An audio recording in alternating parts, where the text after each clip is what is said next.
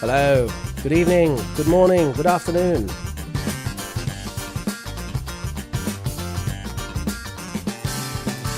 My name is Professor Rich, and today we have a lovely topic for you. Let's keep the cats in the picture for a little while. So, today we're going to talk about using adjectives to describe people. And it's going to lead into something really interesting, a lovely creative homework task. And at the end of the class, when we finish, we will talk about the pirates which you created from last week. I have 3. We're going to have a look at those pirates. We're going to listen to the lovely stories, quite extensive stories actually. And I'll make some comments about pronunciation, make some notes on the pronunciation as we listen to those stories, those pirate stories. Make sure you hit that like button, see if we can bring in the viewers.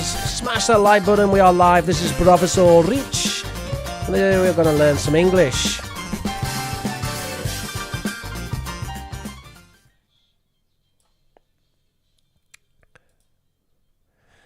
Right there, and here you can see the plan for today. So, Profits English, today we're gonna look at adjectives of personality, look at different word forms of those adjectives. We're going to learn about the Mr. Men. Does anyone know the Mr. Men? No spoilers.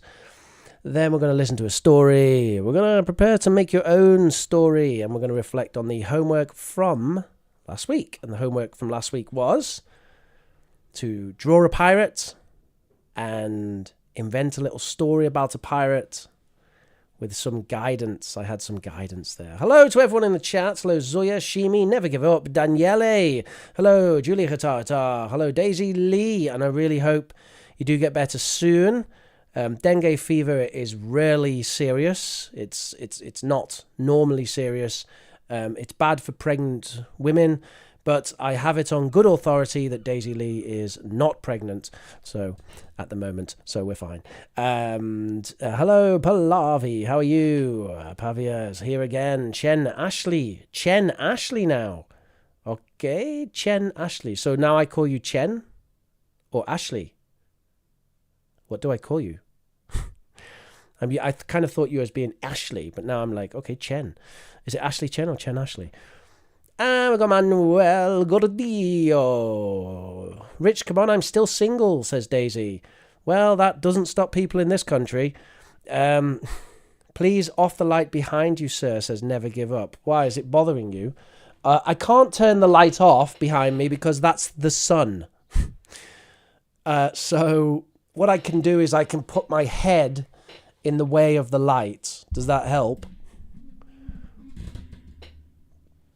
It shouldn't be a problem for you. It's just white. So unless your screen is very, very bright, it should be fine. But yeah, I would love to be able to turn up and turn down the sun, but I do not have that superpower.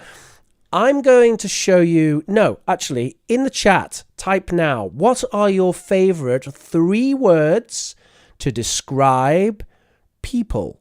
And we are focusing on personality today. So in the chat, what are your favourite British English, favourite 3 words to describe people? Focusing on personality. Smash that like button. Humble. That's a good one, Nazrin. Humble. What is the opposite of humble?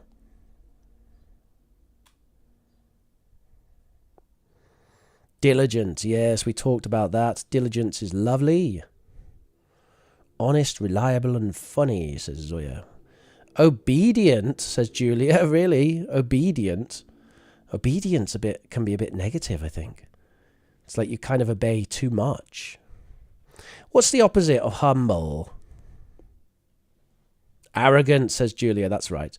The opposite of humble is arrogant. Conceited, indeed. Facetious.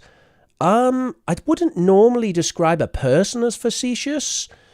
I would describe something that a person does as facetious. So doing something facetious is like you're not doing it in good faith. You're just disrupting. You're just deliberately disrupting something pointlessly. So that's kind of facetious. We've got some great adjectives there in the chat. I'm going to show you a list of adjectives. And we've got a really big list of adjectives there to describe personality. And I want to know which are positive and which are negative. So we have kind, and kind is positive.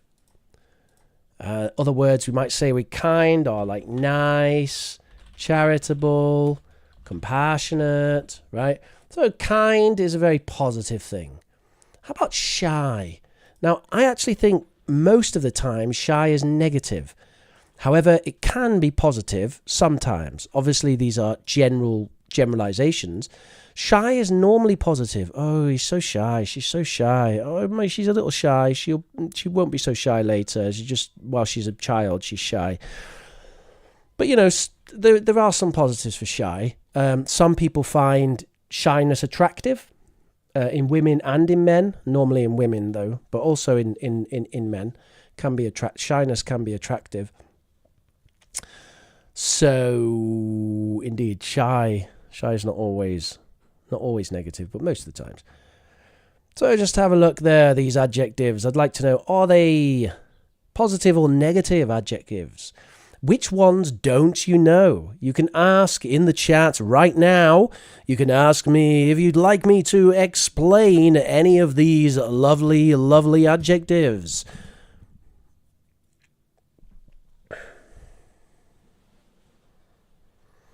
Yeah, Daisy says shy is positive because men are attracted to mysterious women. Kind of, yeah. Depends on the man.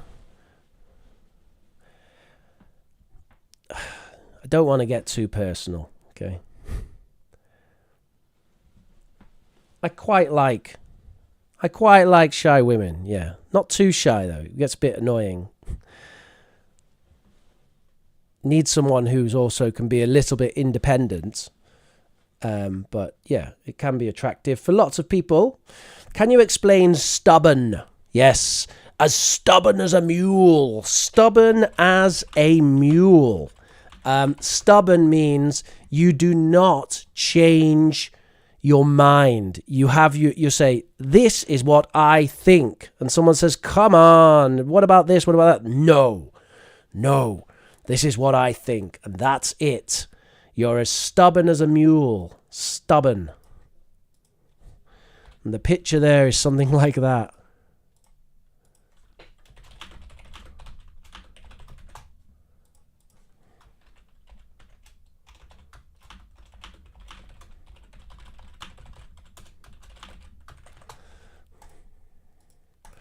So that's being stubborn. Of course, being stubborn does not mean you are wrong. We have this one here that says, I'm not stubborn, I'm always right. Yeah. Okay. Can I explain charismatic? Charismatic just means you're good with people. So basically outgoing and you say stuff and people like you. Charismatic, you have charisma. Charisma is the skill of dealing with people. Daisy Lee says stubborn people are unwilling to forgive people and they will hurt themselves later.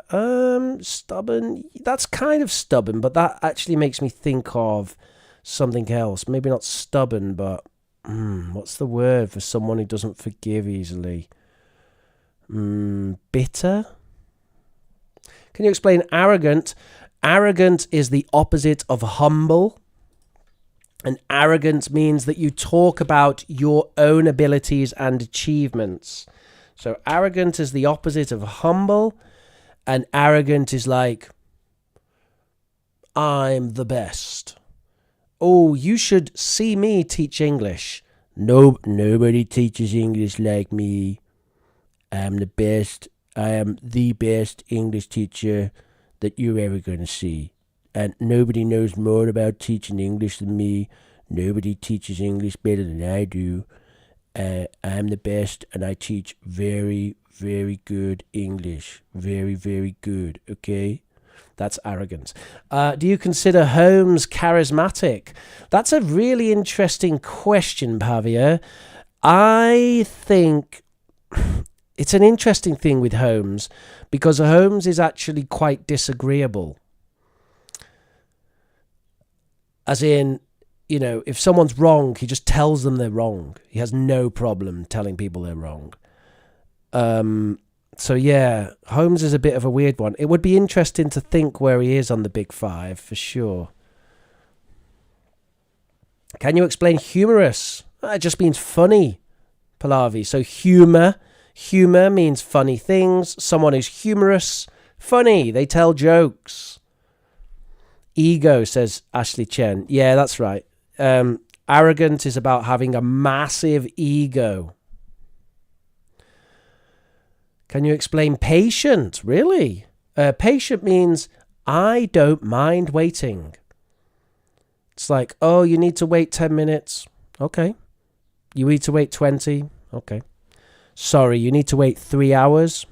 All right. Patient. You don't mind waiting. So the opposite of patient is impatient, which means you're like, what? You want me to wait another 30 seconds? This is ridiculous. I want to speak to the manager immediately. I'll give you a 1-star review for this. This is nonsense. 30 seconds of waiting. You have got to... Do you have any idea how busy I am? Oh, God. Okay. I'm putting my hat on. Never Give Up says, sir, what's your laptop brand? I don't have a laptop. I have a custom desktop that I made myself. It's an Intel i5 12600K. I'm overclocking it using an Arctic Freezer 2. I've got an amazing case. It's massive and it's got lights all over it. And I'm not going to show it to you, but it's absolutely gorgeous. And I've got 2 screens. I've got my Asus screen on the left, which is a high FPS stream for fast-moving games. And then I have my main screen in front of me, which is a Benk. And that one costs £500. It has very good colours. I'm a nerd. Sorry. All right, let's have a look at these. So, lazy is, of course, negative. Bold means courageous or daring, and that is positive. Charismatic is positive. Confident, very positive. Stubborn is negative. Energetic is positive. Grumpy is negative. What's grumpy? Grumpy is like someone who always complains. This stream sucks. You're not a good teacher. Why don't you just tell me how to do the present perfect? Oh, this teacher's rubbish. This stream's boring. How do I smash the dislike button? Okay, then we got friendly, outgoing, positive. Introverted is neutral. Creative is positive. Honest is positive. Ambitious, positive. Cheerful, positive. Arrogant, negative. Patient, positive, which of course means impatient. Negative. We have an expression. Patience is a virtue. Humorous is positive. Humorous means it's someone who's jokey, tells jokes, funny. Optimistic is very positive. Optimistic means you think that the best thing will happen in the future. And pessimistic is the opposite. That means you think bad things will happen. Can you explain nerd and jerk? Well, they're both words that come from American English. Jerk just means a bad person. The naughty words that we use in British English are dickhead, arsehole, and some really bad ones I'm not going to say. And in American it's asshole. That's a jerk. It's kind of a polite way to say that. Nerd is just someone who likes computers, comics, video games.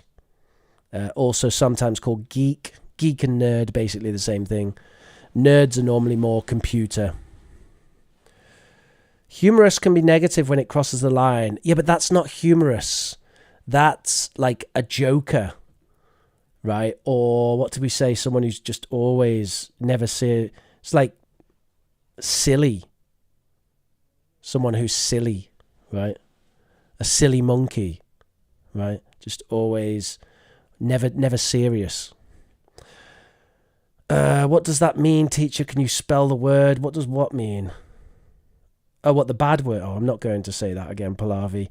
Just put it this way. Jerk is a word for someone you don't like, who did a bad thing. And nerd is someone who likes computers and stuff. And we also say geek as well. Do we have a particular word for that? Yeah, like I said, like a joker. Silly is probably a good one. Ridiculous. Someone who's ridiculous. Like they're always joking. You're just being ridiculous. Immature. That's one you'd probably like, Pavia. You can call your cousin that. Immature. Yeah. Immature. Don't be so immature. All right, fantastic. Well done, everybody. So moving on, we've got a little bit of word formation here. So it's great to practice word formation because it helps to expand your vocabulary and to expand your understanding of how words are formed in English with prefixes, suffixes, and so on. So here we have shyness with the very common suffix ness, which we often use to form nouns from adjectives.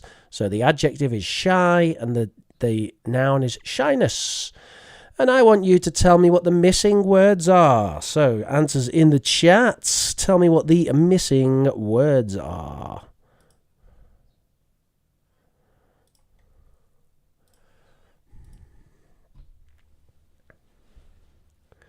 Zealous, very enthusiastic. Zealous, that's not what I think of as zealous. Zealous, yeah, I guess it is. But the interesting thing about zealous is it's often used negatively. So zealous is often used as a negative, like someone who's just completely dedicated, a zealot. Don't be so zealous. But yeah, it is basically enthusiasm to the max. Right, so we're getting some answers in chat here. Well done, Shanze. Well done, Phobia. Blue Sky. Well done. Hello, Nipa Begum. How are you? Well done, Pavia. Well done, Julia. Manuel, I think you have a spelling mistake. Anawat, well done. That's a good one. Blue Sky, yes. Zoya, yes. Pavia, yes. Nipa, hello again. Shanze Fatima, well done. Robinson, well done. Miranda, yes. Never give up. Just says hi. Alexander, well done. Manuel, yes. Daisy, yes. Pavia, yes. Manuel, yes. Julia, yes. Daisy Lee, Nipa, smile. Blue Sky, stubbornly, right. Julia, yes. Manuel, yes. Anuat, yes. Okay, now I'm going to reveal some of these. Well done, everybody. We've got some great answers in the chat. I will give you another 60 seconds to type what you think are the answers in the chat. Again, this is a great way to get used to and feel comfortable with suffixes and prefixes in English and to expand your vocabulary. Pallavi says there's a power cut in my area. I hope everything's okay. If you're enjoying the stream, hit that like button. The channel is on course to get remonetized in about 6 months. So if we continue to increase watch time at the current rate, then we may well be remonetized in 6 months. And that's the first time that Professor Rich has been monetized in 10 years. We got demonetized when YouTube changed the rules in about 2012 or 2013. So we'll be remonetized for the first time in 10 years. And honestly, I feel a little bit emotional about that. I almost can't believe that the channel is actually growing after so much work. And it seems like it's the live streams which are doing really well right now, which is great because actually I enjoy the live streams more than other things. I do like making videos, but I don't like editing videos. It's not my thing. I'd love to employ an editor, but that's a distant future, unfortunately. But I would like to do more live streams. I'd like to do maybe 2 or 3 a week. We need to grow a bit more before I can do that. So please do hit the like button. It's really important. Hit the like button, comment down below, and watch the video as well. Watch the full video is a good thing. And if you have any friends who are intermediate or above and learning English, please do share the video with them. All right, now let's go through the answers here. So we have shyness, shy, shyly. She shyly covered her eyes. Then we have laziness, lazy, lazily. Cheer, cheerful, cheerily. He cheerily whistled as he walked down the road.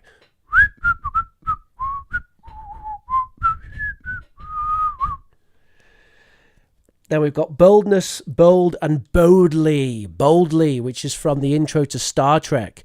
To boldly go where no man has been before. Confidence, confident, and confidently. Stubbornness, stubborn, and stubbornly. Energy, energetic, energetically. Grumpiness, grumpy, grumpily. He grumpily complained about the English weather. "No, it's always raining, isn't it? What is the problem with this country? We always get the rain." Blah, blah, blah, blah. Then we have introversion, introverted, and introvertedly. And we have arrogance, arrogant, and arrogantly. He arrogantly talked about how nobody could build a wall better than him. Hello there, Pure Care. Good to see you. Never give up since I saw your 10-year-old videos. Thank you.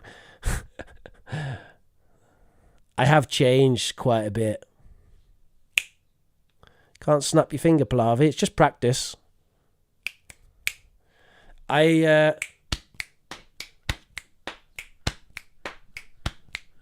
didn't come here looking for trouble. I just come here to do the red Juff shuffle. He's smart. Okay. So, as you can see, I'm a little bit crazy. But yeah, I need to whistle for my cats. That's how I get them to come. Does anyone have any questions about those verb forms? Those word forms, sorry, any word forms? These are all words to describe people's personality.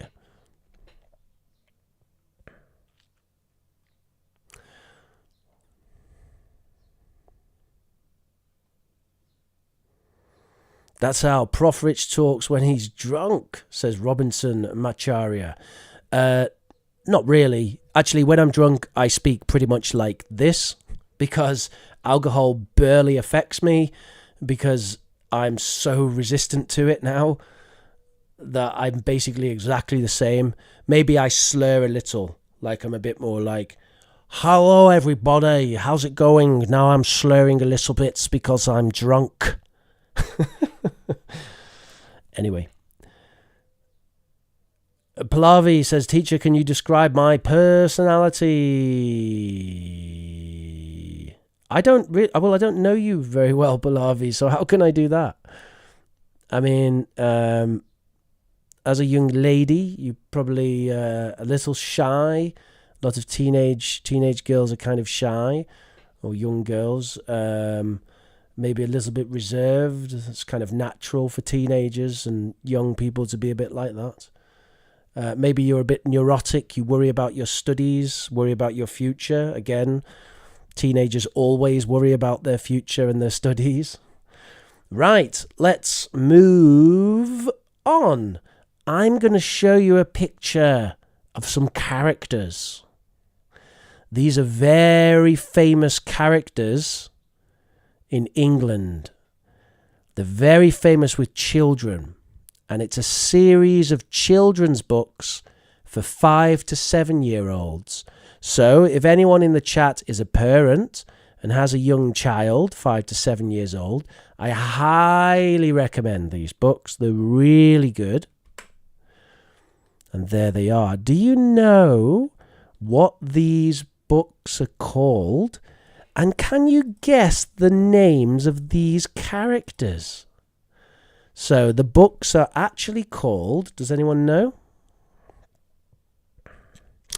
Yeah, Manuel's right. To be honest, I'm clever, handsome, witty, self-confident, tender, tactful, and upbeat. That's true. Yeah, Manuel is all those things.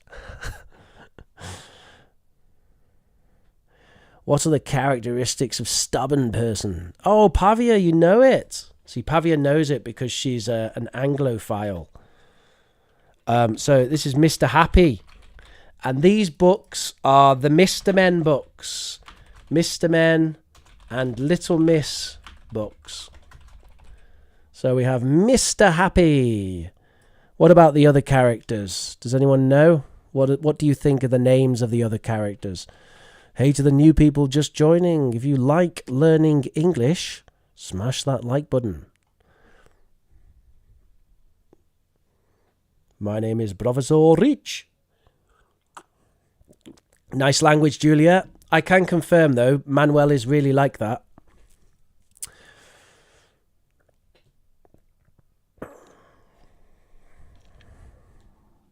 There is no Little Miss. These are all Mr. Men. Little Miss is the girl version.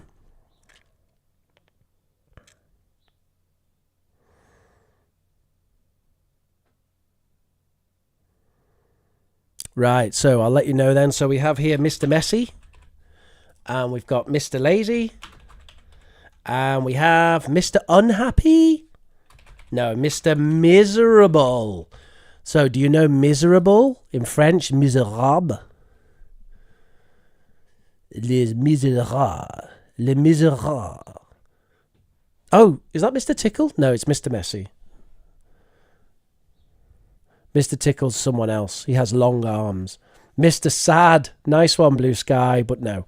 It's Mr. Miserable. So miserable means very sad. Very sad. Now, everyone, I want you to listen. I'm going to tell you the story of Mr. Happy. This is a children's story. I'm going to tell you a very short version. The real version is about 6 minutes. I'm going to tell you a 1 minute version, very short version of this children's story. I want you to listen and type any interesting words that you hear into the chat. So listen to the story. What happens in the story? Ready? Mr. Happy, a bright yellow round creature with an infectious smile, lived in Happyland, a place where even the animals and the flowers were always joyful. One day, while walking in the forest, he discovered a small door in a tree.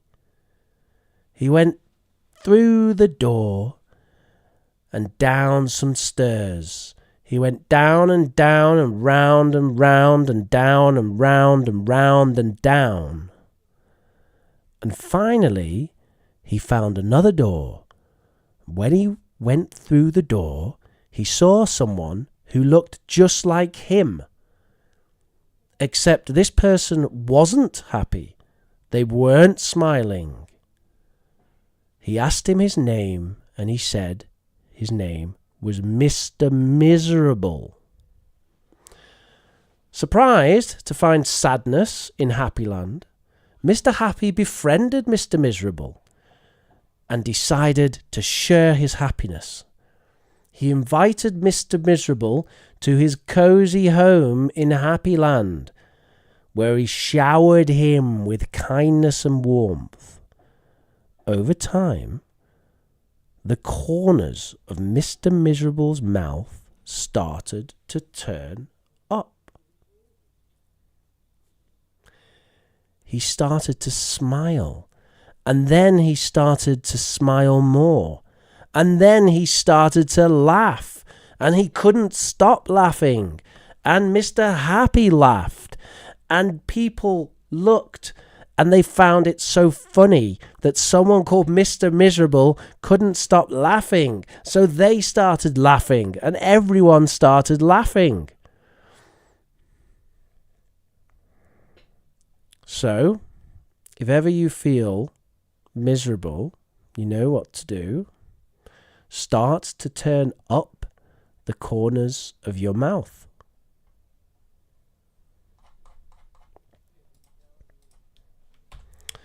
All right, so that is the short story of Mr. Happy. Let's see what we have in the chat there. We've got lots of interesting things there. Bright, infectious, joyful, happy, miserable, sadness, befriended, sure, happiness, cozy home, kindness and warmth. Great, Zoya, well done. These are really good. Smile, laugh, can't stop laughing. Mr. Happy was having a beer. I don't remember that, Manuel. Did you add that? He was enjoying the sunny day. He opened the door and you could find out Mr. Messy. Okay. Infectious smile, joyful, cozy home, showered him with affection and kindness. Yes. And turn up the corners of your mouth. Very good. Very, very good. So that is the story of Mr. Happy. Now, I'm going to give you a little homework task. So, number 1, you choose an adjective from the list. So you choose an adjective from that list. Choose an adjective that you don't use or an adjective that you don't really know. Then, I want you to write a definition. That's a dictionary entry. Write a definition in your own words, about 2 to 3 sentences. Then you're going to draw a picture of a Mr. Man or a little miss using your adjective. So if you have Mr. Stubborn, then you need to draw a picture of someone very stubborn in the style of Mr. Men.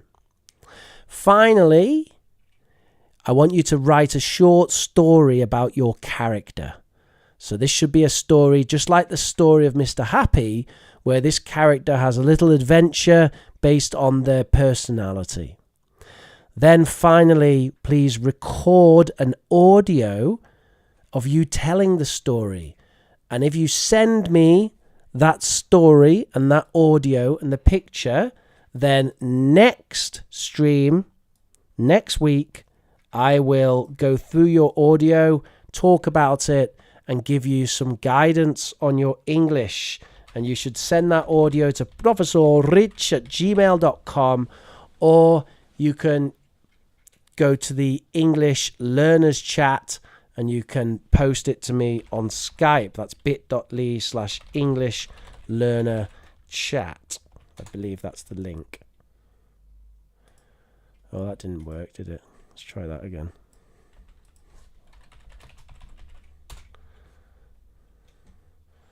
Oh, didn't expect that, but okay. No, that doesn't work at all because I misspelt it. It's professional. We like to be professional on this channel. Very professional. Super professional, you can see. There we go. Hello there, Dr. Archu. How are you doing? We have been talking about describing adjectives of personality, and we have a lovely homework task for you on the screen now. Oh, look! Last week's homework review. Last week's homework review, everybody. Here we go. So last week we did talk about pirates, and we are going to listen to some of the recordings. So we're starting off with Lady Pirate here. I don't know if the person who drew this would like to say who they are in the chat, but we're going to listen to this and I will talk a little bit about the language. What do you guys think is the story for this pirate? What's her name? Is she a man or a woman? What does she like doing? All that kind of stuff. Right. Let's just do that. And okay. This is an interesting story about a pirate named Daisy. She is a petite woman with long hair and big dark brown eyes. In fact, she was a mermaid of a small water kingdom. She loved seeing the beautiful sunsets beyond the horizons and exploring exotic destinations with her fresh friends. One day, as she was visiting the nearby ocean with her dolphin friend named Mimo, she unexpectedly encountered a prince who lived near the Mediterranean Sea. They immediately fell in love, and she decided to follow him to his kingdom, despite the warning from her family that she would lose her tail and would not be able to return home. The couple had been together for a while, but their happiness didn't last long because they came from different worlds. She decided to return to her home after he abandoned her without any reasonable explanations. Unfortunately, she could not enter her home because she lost her tail after the day when she decided to live on land. Hence, she was stranded at an unknown territory near the Pacific Ocean, hoping one day her family and old friends will visit her. On one particular day, as she was strolling along the beach, she saw her well friend got caught by the fishing ship and desperately called for help. Without any hesitation, she used a small boat, which was mainly made of coconut leaves, to rescue her friend. She breached the hull of the ship with her sword and successfully saved her friend from danger. After hearing a friend told her that the Water Kingdom was terrorized by the fishing ships, she decided to become an enormous pirate to attack the ships and protect her friends. Unlike a normal pirate who stole gold and valuable things, she would only attack the fishing ships, steal the marine resources such as fish, and release her friends back to the ocean. She would ride her well friend, patrolling the ocean and terrorizing the fishing ships to protect her kingdom. Rumor has it she is still guarding the Pacific Ocean. Wonderful. Wonderful, wonderful, wonderful, wonderful, wonderful. All right, so let's talk a bit about this, talk a bit about the English. Who wrote that, says Pilavi. Well, she's in the chat, so she can say. And actually, I believe the pirate has the same name as the person who did this. So I'm going to just talk a bit about the English. So East Asian speakers of English have very, very, very, very common pronunciation problem or pronunciation challenge, let's say. And that pronunciation challenge is consonant clusters, especially at the end of words. Let's say especially at the end of words, and especially voiced consonant clusters. And I have quite a few students from East Asia, and they all have this problem. From Japan, from China, from Vietnam, and from Thailand. It's a common problem, which is consonant clusters at the end of words. And we did see this, actually. We did see this with that audio, and we saw some examples being these words here. If you can see that. So we have brown eyes instead of brown eyes, brown eyes. We have friends instead of friends. We need the z, right? The voiced z. So friends. We had despite. So there we need a bit of a t, right? Despite. Or you can do the British thing of the glottal stop, and you can say despite, but you need the stop. Despite, not despise, but despite, right? With the stop. We had leaves. Should be vz. We need that voice at the end. Leaves. Vz. Save her friend should be save her friend. V. The hard v. the voice v. And with fish, the sound sounded a bit like fish, like fishing ships or something like that, right? Fishing ships. So the sound here actually in ships and fish should be the same. So it's fishing ships. Yep, just like that. All right. And Daisy is convinced that she has an American accent. I'm not going to continue to argue about that. But, you know, I have many students from East Asia, Daisy, and you have similar elements of pronunciation to them. But otherwise, lovely story, really creative, and absolutely love the picture. It's really gorgeous. All right. So that's some of my tips there for that student, to particularly focus on the consonant clusters at the end of words, but otherwise wonderful. Any further comments, questions about this one before we go to the next one?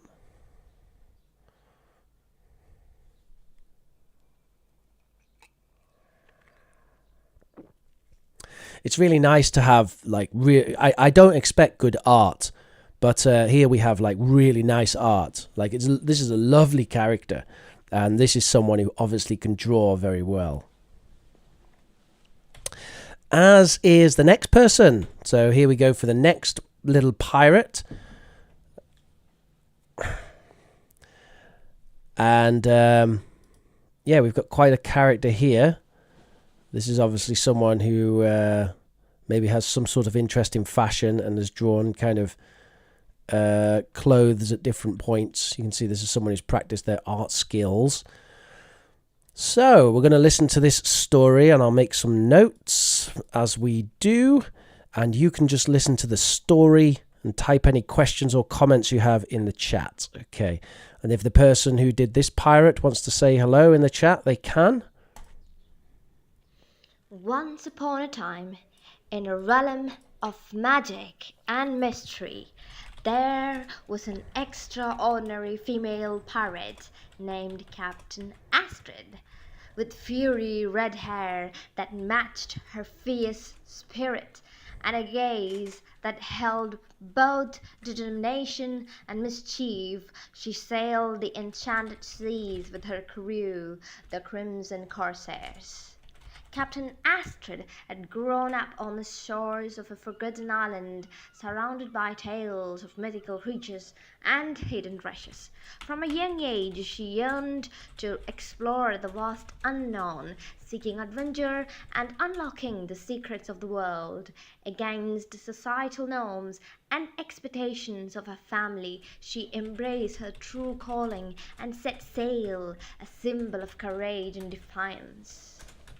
Her ship, the Phoenix Revenge, was known far and wide for its black sails adorned with the image of majestic phoenix rising from ashes. It was said that ship possessed magical properties, able to withstand the harshest storms and grant its crew supernatural abilities. Captain Astrid's reputation spread like wildfire through the realm. She was hailed as the Phoenix Queen, a name whispered in awe and fear by both friends and foes. Her crew consisted of skilled swordsmen, nimble navigators, and sorcerers who commanded the elements, forming a formidable force that struck fear into the hearts of all who crossed their path. But Captain Astrid was not just a ruthless plunderer. Beneath her fierce exterior, she had a heart of gold and a deep compassion for those in need. Her voyages often led her to encounter oppressed villagers and enslaved magical beginnings, prompting her to champion their cause and fight against the tyranny of corrupt rulers. During her exploits, Captain Astrid stumbled upon an ancient prophecy foretelling the existence of an ancient artifact, the heart of eternity. Legends spoke of its ability to restore balance to realms, bringing harmony between magical and mortal world. Determined to fulfill her destiny and protect the realms from imminent destruction, Captain Astrid set out on a perilous quest to find the artifact. Her journey took her through treacherous waters and enchanted forests, encountering mythical creatures and solving riddles of ancient lore. Along the way, she forged alliances with unlikely allies, a reclusive mermaid queen, a wise sorcerer with secrets of his own, and a mischief pixie with unparalleled knowledge of realms. As Captain Astrid drew closer to her goal, she faced formidable adversaries who sought to harness the power of the Heart of Eternity for their own malevolent purposes. With her unwavering courage and the loyalty of her crew, she engaged in epic battles using her quick wit and exceptional swordsmanship to overcome every obstacle. Finally, after overcoming countless challenges, Captain Astrid stood before the long-lost shrine that housed the Heart of Eternity. With a surge of determination, she unlocked its ancient seal and beheld the pulsating gem radiating with unimaginable power. In a selfless act of heroism, Captain Astrid used the Heart of Eternity to restore balance and harmony to the realms, healing wounds caused by centuries of conflict and restoring magical realms to their former glory. News of Captain Astrid's triumph spread throughout the realms, and she became a legendary figure, a symbol of bravery, compassion, and a pursuit of justice. Her name became synonymous with hope and freedom, inspiring countless others to follow their dreams and defy societal expectations. And also, Captain Astrid and her crew continued to sail the enchanted seas, their ship leaving trails of golden flames in its wake. The legacy of Phoenix Queen endured as a reminder that power of one person's unwavering determination and noble heart can change the destiny of an entire world. Wonderful. So we have someone here who studies English at university as part of their primary degree. So obviously we have really exceptional level of vocabulary there, which is what you would expect. Really creative, interesting story as well. I wonder if it was invented or inspired by other things, because it was really quite a creative, inventive story with lots of interesting things going on. Let's talk about some of the English, then some little things that I would comment on. Now, the main issue this person has, if we're talking about British English and American English, actually, because what I'm about to say applies to British and American English, is the word stress in some of the more complex words are off. So we've got mischief, not mischief, but mischief, expectations, courage, not courage, courage, revenge, majestic, foes. I'll talk about that one in a minute, foes. Put that here. Okay, formidable. Voyagers, not voyagers, but voyagers. Exploits, rather than exploits. Exploits. Adversary. Okay, good one, Rich. Nice. Now I can't say that word. You know how suddenly your pronunciation goes crazy? Adversary. Adversaries. There we go. Good job. Good job, Rich. Focusing a bit too much on word stress there. Adversaries. Then we've got malevolent. Malevolent. Restore. Strength. Strength. And legendary. Legendary. Legendary. So, absolutely a really great thing for this person to do would be whenever making a note of new vocabulary, underline the stressed syllable. And that is if they want to make their English into a British or American standard. Currently, they have a kind of international English. And with international English, there's more flexibility in the word stress. But in terms of a British or American standard, you'd want to start working on that. Lovely story. And yes, her voice is great. She's obviously a bit of a thespian, someone who's practiced a bit on the way that they talk. So, another thing I'll talk about with this speaker, and this is a common thing with people from the country where this person is from. And the first one is saying v instead of w. So you may have heard that she said along the way, instead of along the way, w. So along the way, right? So it's the w versus v, right? So that's something to watch out for. Now, normally this student actually doesn't make that mistake because she also said with, and with she said perfectly fine. But then when she said along the way, it come out like a v, right? Sometimes it's very difficult to get rid of every like accent issue like that. And the other thing is there's a sound in particular that I think this person could practice to improve their pronunciation. And that sound is the sound O. Because sometimes they use a different sound, which is or. Okay? So you may hear them when they're talking, they sometimes say or. So they'd say hope and noble and fours, right? But in British English, we say O. Oh, so it's hope, noble, foes, right? So this sound does not exist in British or American English. We don't say or. We have instead this sound, which is O.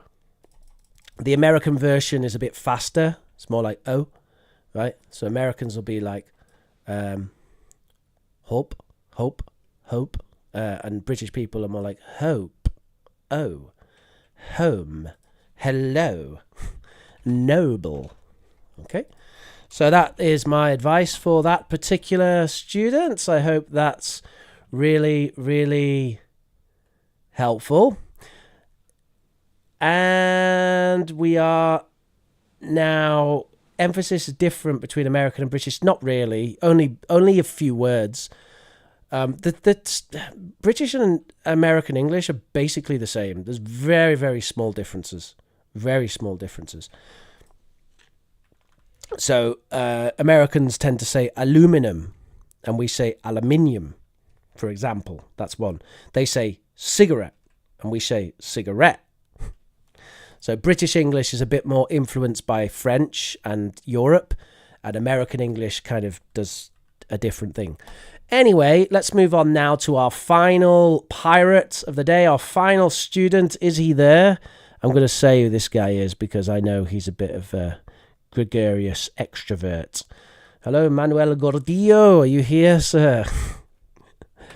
As we can see, we have the finest artwork from Mr. Gordillo. He is a Picasso in the making.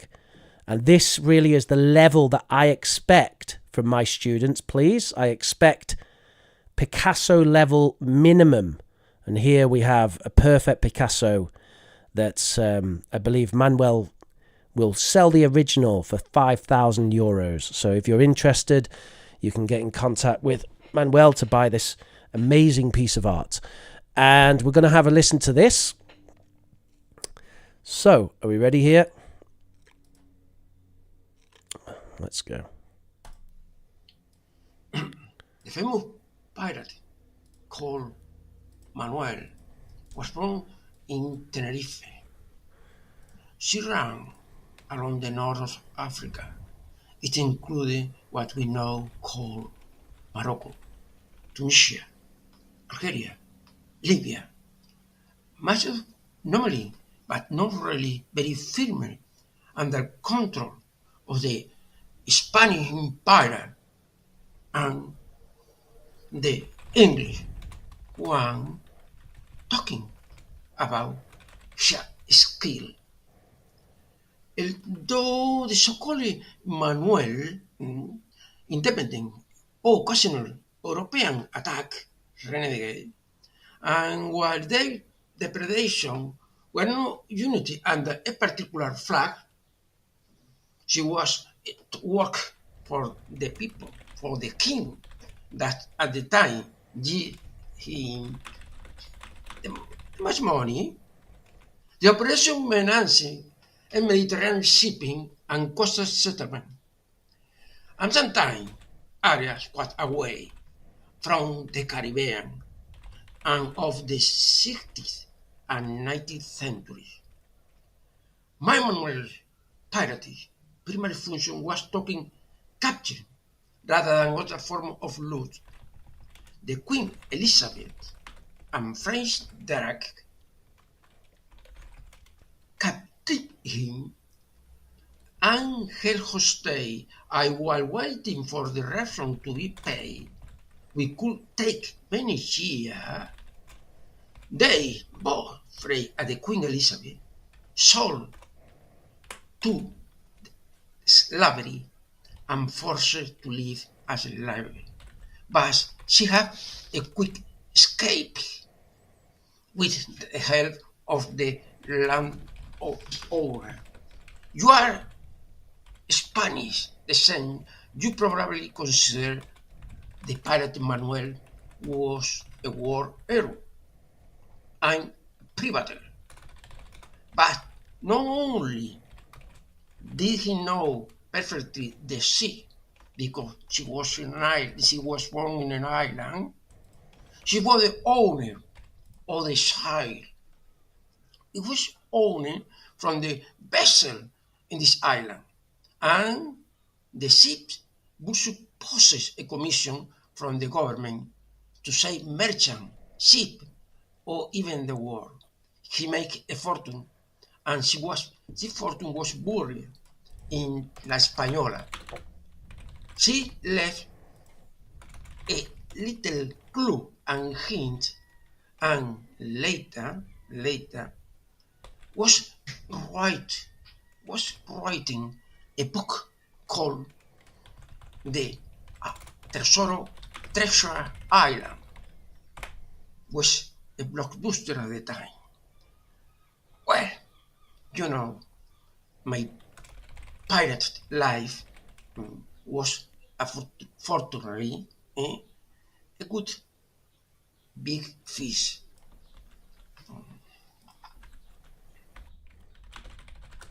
All right, wonderful, wonderful, wonderful. So I'm going to talk a bit about this. There's some very interesting vocabulary. This is someone who especially the last 2 years, has been working on their English vocabulary a lot.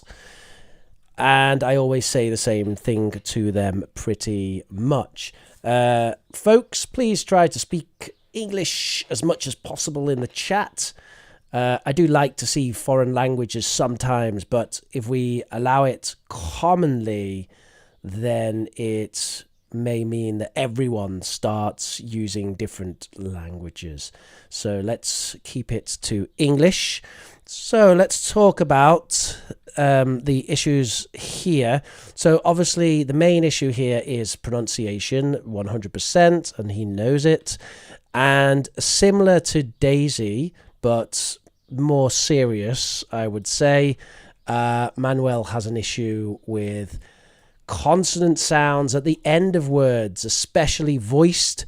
Not so much clusters like Daisy, but just the sounds themselves. So we had nor instead of north, flag instead of flag, flag. We had 16th, should be 16th, 16th, 16th. and then hel instead of held. So similar issue there with the sounds at the end of words. It can make it difficult to understand words sometimes. Then we had slavery. So we have an example of incorrect vowel sound there. Should be a, slavery, slavery. Help instead of help. This is not arrow, it's hero. And this is not bury or bury, it's berry, treasure, buried treasure. And then we got well instead of well. So again, it's north, flag, 16th, held, slavery, help, hero, bury, and well. And we also had a few interesting grammatical forms here that we can look at. She was work for the king. Can anyone correct that in the chats there? She was work for the king.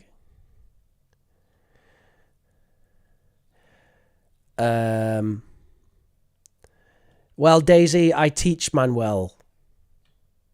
And we often talk about this particular issue, or when we do error correction, which normally is about 5 minutes or 10 minutes of the class, then we talk a bit about this issue. It is an issue.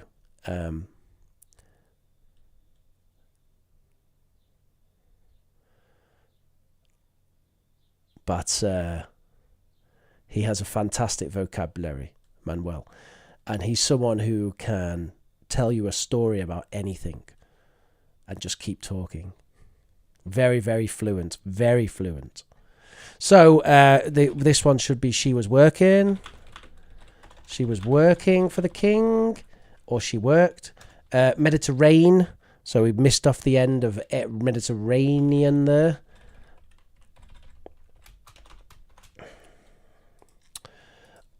Which is the similar pronunciation issue of just chopping the ends off. It's kind of a Spanish thing. Spanish people do it in Spanish as well. They cut the end off words. She have a quick escape. She have a quick escape. So we could say she had, or maybe she made a quick escape. She ran away quickly. He made a fortune. So we have confused pronoun there. Should be she. And later she was writing a book. Well, if she was writing a book, that means it's a background event in progress in the past, but that's not the case. We want to say it's a finished event, that it happened.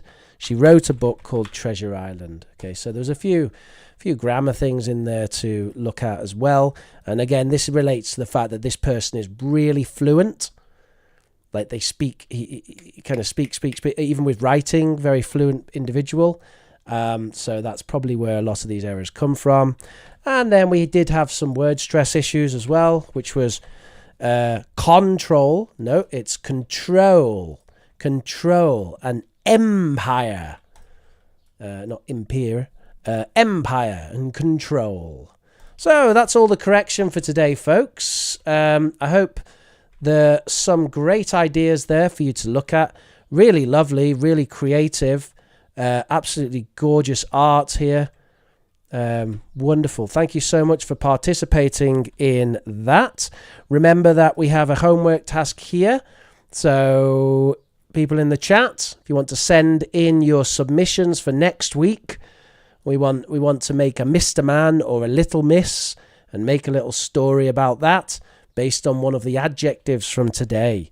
And I look forward to seeing your entries to that. You can download the notes from today's class. You can get them from the link, which I will now post into the chat. And does anyone have any questions in general about English? I'm here for you right now, and I'm right here to answer any questions you have. While you're thinking of questions to ask me, type your questions in the chat. I will say, please do join our English Learners chat. We have a lovely community. The best thing to do is to download Skype and get a Skype account. And then this is a messaging community, so you don't need audio. It's just for people to chat and stay in touch with each other. And I do my best to keep it clean and organized, although I would like some moderators in the future. So if you're interested in being a police officer for my social media, then please do let me know. Unfortunately, it's not a paid role at this time. I'm just looking for responsible, sensible individuals who will make sure that we don't get any nastiness in our community. And conversation classes, everybody.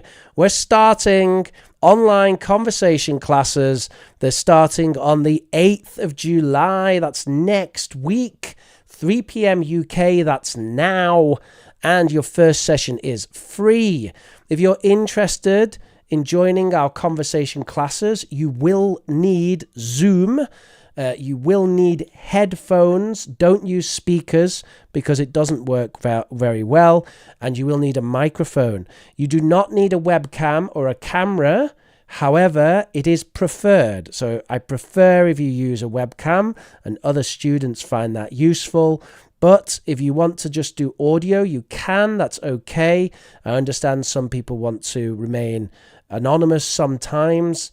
Although other students, for example, talking about Mr. Gordillo, he does really need to see your mouth to understand. So it's something he uses to understand what people are saying. So you will need a camera to talk to him. So that's conversation classes starting next week, 3 p.m. UK. First session is free, and then following sessions require a membership, which I will talk about next week. If you want to get involved in that, you must join our Skype members community. That is where I will announce everything. So join the bit.ly English Learner chat. The link is down below and in the chat. And if you're interested, then do that. Right, what questions do we have? Pallavi says, teacher, do I have to write one character from those two characters? No, Pallavi. What you'd need to do is you choose an adjective from the list. So let's say, for example, Pallavi, that you choose the adjective of arrogant, right? Then you need to make a character who is called Little Miss Arrogant. Okay? So you're going to make a character called Little Miss Arrogant.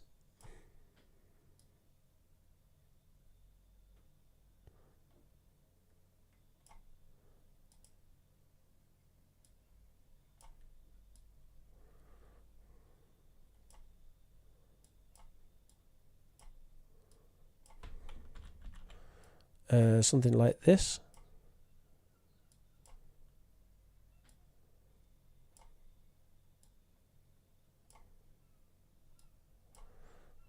Okay. Little Miss Arrogant, and then you need to write a story about Little Miss Arrogant.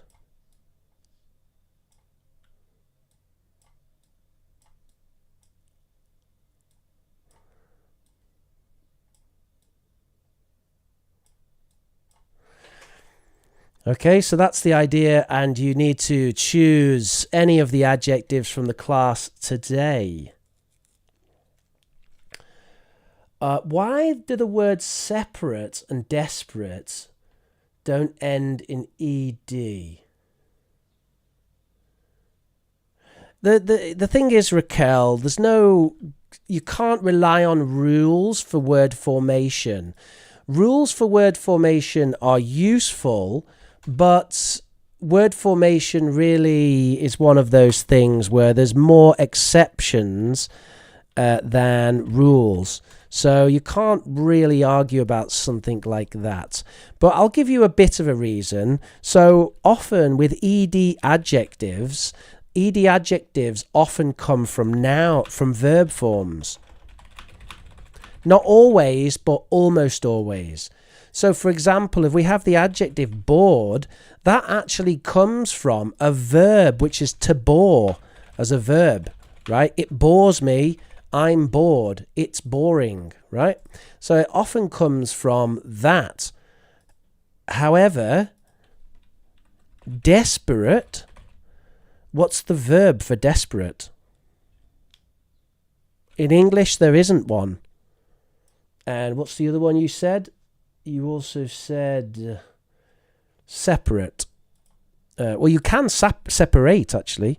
Separate. So we do have a verb form there. Now this is an interesting one because we do actually have separated and separate. So separate as an adjective and separated as an adjective, and they actually mean different things.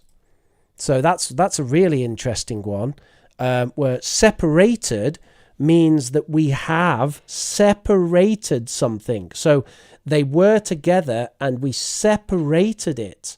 It tells us that these things were once together, but now they are separated, right? But separate just means not together, right? So separated is something that was once together, but separate is just two things that aren't together. Daisy Lee, Rich, do I need to speak all the sounds at the end? Sometimes I tend to omit the sound. So that's an interesting question as well, Daisy.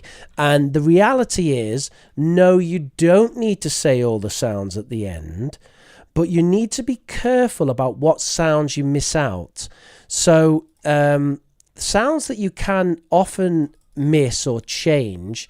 First of all, in British English, you can always change the T into a glottal stop, which means that we would say got instead of got.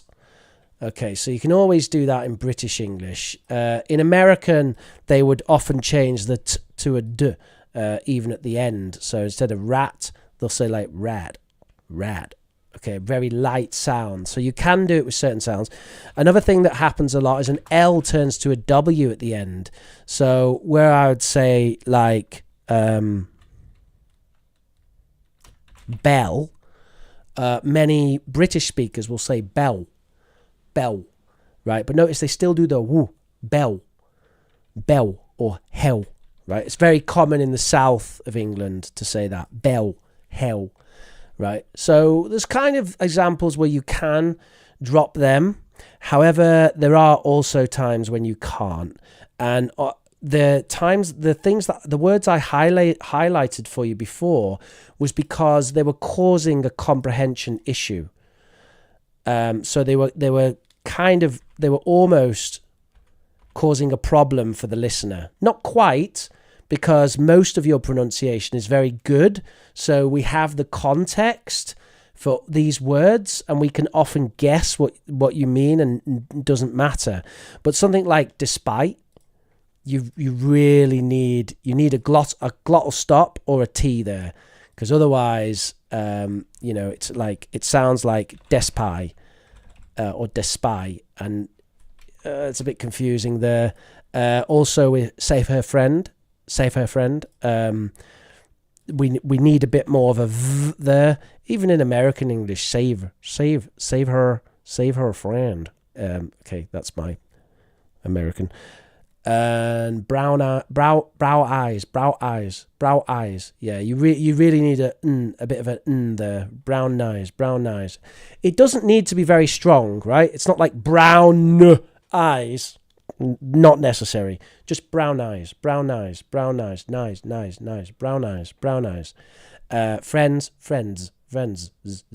we need a z, friends. Okay, so I would recommend a bit of work on that, but don't worry too much about it. It's not a critical problem. I think you're very, very easy to understand. So it's just something, if you want to work it on your pronunciation a bit, it's something you can look at. Right. Do you think splitting infinitives like to boldly co were considered improper? And can I use split infinitives in speaking? Okay, so the idea of not splitting infinitives is a very old grammar rule. Okay, it's like a traditional grammar rule. So traditional grammar rule says do not split infinitives, and that means that to boldly go is famously considered wrong. It should be to go boldly is the correct form. But of course, you know my opinion about this. I think all of this is bollocks or nonsense, as you might say. And actually, when people are speaking and writing, they do split infinitives all the time. So don't worry about that at all. You can, of course, split infinitives. It's not an issue, and it's not even an issue in an exam. You'd need to be taking a very, very grammar-based exam for that to be a problem. It's really an outdated rule, which is even a joke for native speakers. Pavia says, Rich, talk a bit about Holmes' personality, because it's different in different storylines. Yes, that's true. I mean, how would I consider Holmes? You know what? Let's just say, give me...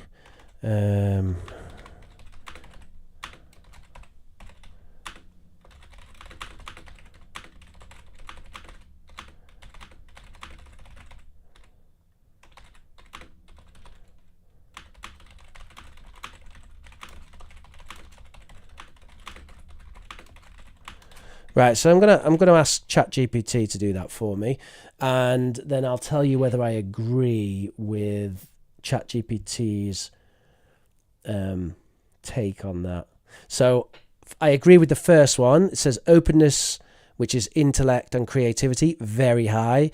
I agree. I think actually that Sherlock's openness to experience would be maxed out. Conscientiousness, high, because Holmes is very methodical and organised in his work. However, in his personal life, he can be a bit unorganised and neglectful, as shown by his chaotic living conditions. I agree with that also. So yeah, I think he's extremely conscientious when it comes to being a detective. However, in his personal life, he's a bit of a mess. Extroversion low. So although Holmes can interact with people as needed for his investigations, he doesn't actively seek social interactions. He doesn't like parties, and he often prefers solitude and the company of a small group of people like Dr. Watson. So I also agree with that. I think that's a very good observation from ChatGPT. And then agreeableness, low. Yes, I do agree with that. Holmes is not particularly warm or empathetic. He's often aloof and unapproachable. And although he does want to help his clients, he does it more for his interest in the case rather than actually helping them. He does care about Dr. Watson, though, that's true. And then finally, neuroticism, low. So, yeah, he's generally emotionally stable, rarely displays signs of neuroticism. I would say Sherlock Holmes, like he doesn't worry about danger, he just goes for it. I would say that Sherlock Holmes' neuroticism comes in with his drug addictions and use of tobacco. Basically, when he doesn't occupy his mind with a case, then he starts to act a little bit more neurotic. So that's my take, coupled with inspiration from ChatGPT.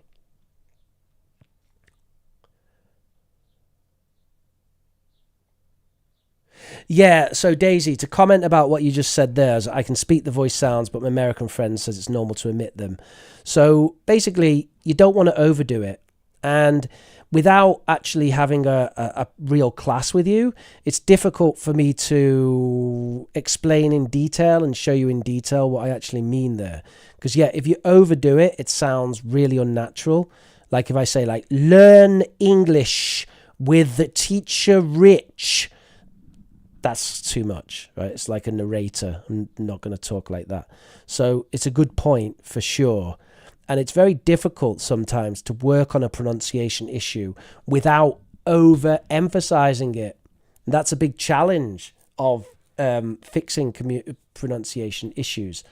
So it's a little tricky. What I would say to you is to try finding some interesting phrases on youglish.com in American English, and then listen to them, write them down, and then later record yourself saying the phrases, and then compare how it sounds, how you say them, and how the person in the video says them.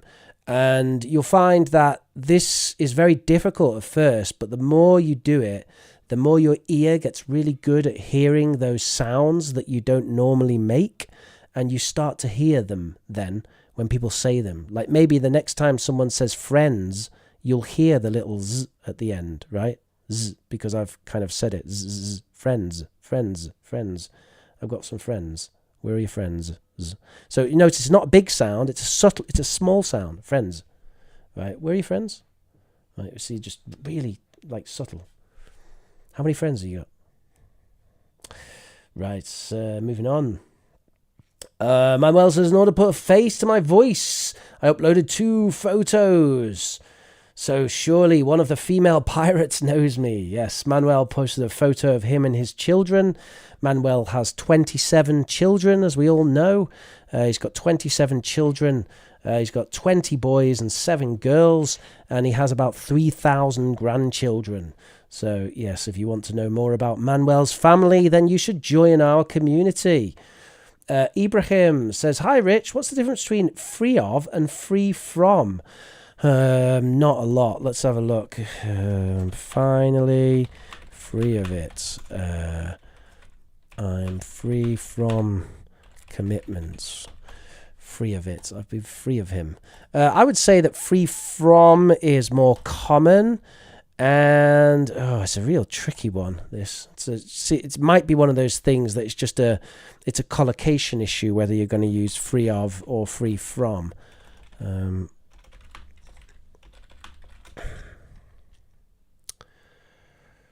Because they both have the same meaning, whereas free of and free from, they both mean like delivered from something, or escaped from something, or be done without needing something.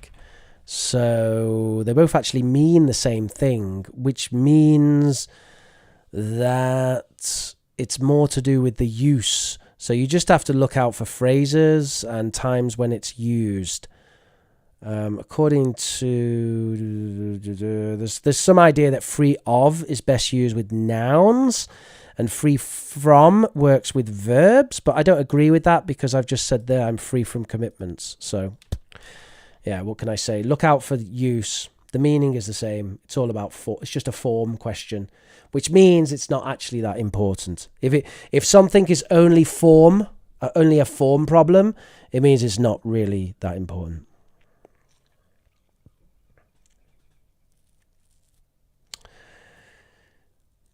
Hello, I just finished watching Titanic. I'm sorry for missing, says Risa. Never mind, you can go back and watch, Risa. It's good for watch time. It was ChatGPT's brain, not yours. No, it was mine, Pavia. I used a ChatGPT as a tool, and I give my own comments.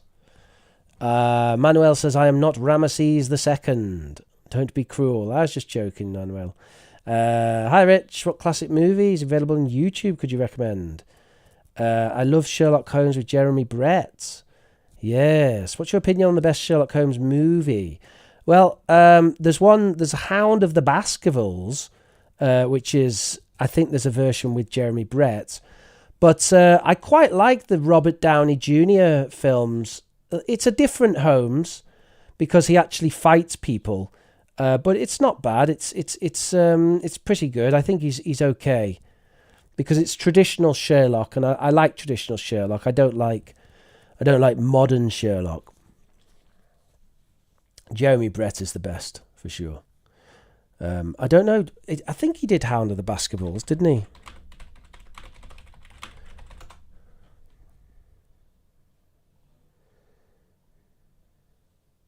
Yeah, he did. He did. He did. Yeah, he did. He did Hound of the Baskervilles, 1988. And he did The Sign of Four in 1987. So, yeah, I recommend those. It'd be absolutely brilliant. I'm pretty sure I've seen Hound of the Baskervilles. Not sure about The Sign of Four. But Jeremy Brett is he really is Sherlock Holmes.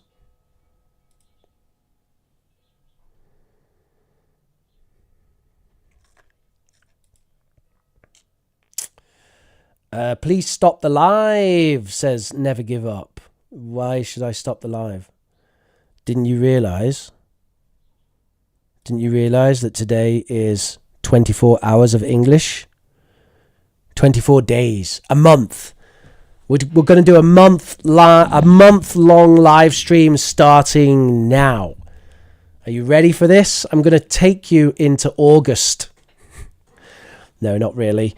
And I had an idea to do a 24-hour live stream maybe one day. I can actually feel my voice starting to hurt, though. I've been streaming for 2 hours, 30 minutes now. And that's quite a while for one person to keep talking like that.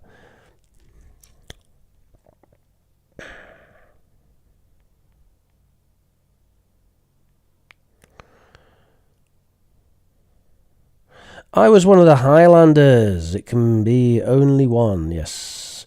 Yes, sir. 24 hours. Yeah, I'm thinking of doing it like a charity thing, 24-hour live stream for charity. 24 hours of English. And you know what I'll do? I'll just do every single grammar point ever. Starting with present simple, then present continuous, past simple, past continuous, present perfect simple, present perfect continuous, every single use of them, past perfect simple, past perfect continuous, and then we'll move on to modal forms, modal for the future, modal for the present, and finally modal plus have for the past. And then we'll do gonna. Actually, we should start with gonna because it's super popular. We'll do will for predictions. We'll do gonna for predictions. And then we'll move on to the future perfect. Will have, future perfect simple, will have done, future perfect continuous, will have been doing, and will be doing, the future continuous. I will be living in France in 3 years' time. So we'll do all of those, and then we'll move on to negative adverbials with inversion. Seldom do I hear such a thing. Really, have I seen such a beautiful pirate? Okay, we'll go on to negative adverbials with inversion. We'll move on to cleft sentences. After that, it was him who told me about you. It was then that I realized Manuel Gordillo is very good with cleft sentences. And then we could potentially move on to, I always say this one wrong, ellipsis. Is that right? I think that's right. Ellipsis. Yeah, ellipsis, which basically means dropping stuff, cutting it out. So I say like running wildly, the fire burned. Or running wildly and the fire burning. No, sitting quietly and the fire burning. I contemplated my life. So that's an example of ellipsis. Also, we can use ellipsis to cut out the pronouns sometimes. So instead of saying, I'm going to go do it, you can just say, going to go do it now. Rich, when are you going to do it? Going to go do it now. Right, drop the pronoun. That's another example of ellipsis. Okay, so there you go. I could do that. 24 hours, every single grammar nonsense you ever... Oh, the conditionals as well. When it rains, I take an umbrella. If it rains tomorrow, I'll take an umbrella. If it ever rained in the desert, I'd take an umbrella to the desert. If it had rained yesterday, I would have taken an umbrella. Okay, there you go. I've just done every single bit of English grammar you ever need to know in your life. Thank you very much, everybody. Do we have any more questions, or are we finally wrapping up? Really, I really feel that my voice is hurting. My throat's hurting now from talking so much. Whoa. Thank you very much, everybody. It's been my pleasure. My name has been Professor Reach, and I have been with you today on Oxford Online English and on Professor Reach livestream. Please do join our lovely community, especially if you're interested in our conversation club starting next week. And it's better than Speak English Like a Native. It's better than theirs, much better. So join our club because theirs sucks. So I shouldn't say stuff like that. It might get clipped. Don't tell Anna. Right, everybody, thank you very much for joining me. Do have a lovely day. Have a lovely week. Good luck learning English, and I will see you. I'll catch you later. And I will see you next week for another live stream. Send me your submissions for the homework. Download the notes from the class today to revise what we've done today. Thank you. Have a lovely week. See you soon. Bye-bye. Oh, I'm still here. And there's no music.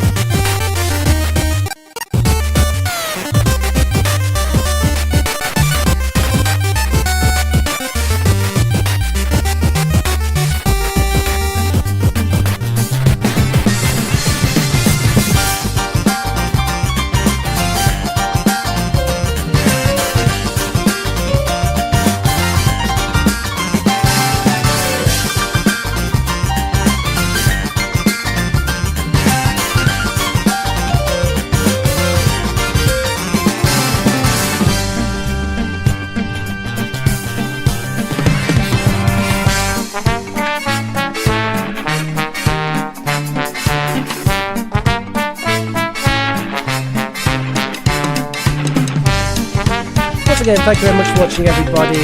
Like, share, subscribe, all of that wonderful stuff. I will see you next week for another stream on From Soul Reach. Catch you later, guys. Thank you.